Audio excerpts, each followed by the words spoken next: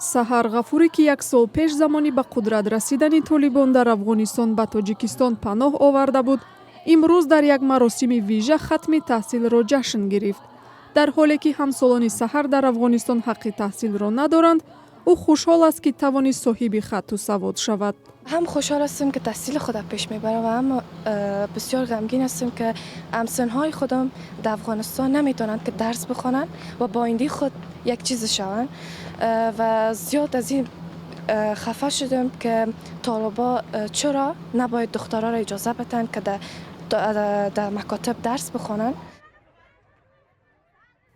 طالبان баъди расидан ба қудрат ҳукумати худро эълон ва кори занону таҳсили духтарони аз синфи 6 болоро манъ карданд. афғонистонёни муқими Тоҷикистон Толибонро барои манъи таҳсили духтарон танқид ва маҳкум мекунанд. бунёди Аҳмадшоҳ Масуд, ки барои пуштибонӣ аз таҳсили ҷавонон роҳандозӣ шудааст, имсол бори аввал дар Тоҷикистон ба Саҳар ва даҳҳо хонандаи афғонистонӣ, ки синфи 12-ро хатм карданд, сипоснома ва тӯҳфаҳои пулӣ тақдим кард. онҳое ки талошашон барои идомаи таҳсил қадрдонӣ шуд, аз ин хушҳол буданд. мо ҳам тасмим гирифтем ки хай риштаи дилхоҳи мо боша бихонем. ман худам инженерӣ дӯст медорам, бихонам дар оянда ягон одами соз шавам. бунёди Аҳмадшоҳ Масуд 20 сол пеш таъсис ёфта дар саросари ҷаҳон фаъолият мекунад.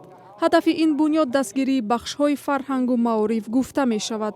ҳоло раҳбарии ин бунёдро бародари Аҳмадшоҳ Масуд, қаҳрамони миллии Афғонистон бар дӯш дорад. قبلا هم اطلاع داشتم از طریق خود شورای رهبری مکتب سامانیان، اما بار اول است که آمدیم و رو در رو امروزیا میایم صحبت میکنیم و انشالله که در آینده بتونیم که ادامه بدیم، با اینا بشینیم صحبتاشون رو گوش کنیم، مشکلاتشون هم ببینیم که چی کرده میتونیم.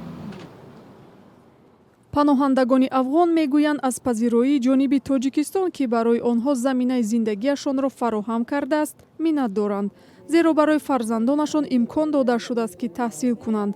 با اطلاع رسمی تاجیکستان 15,000 پناهنده افغانستانی را پذیرفته است.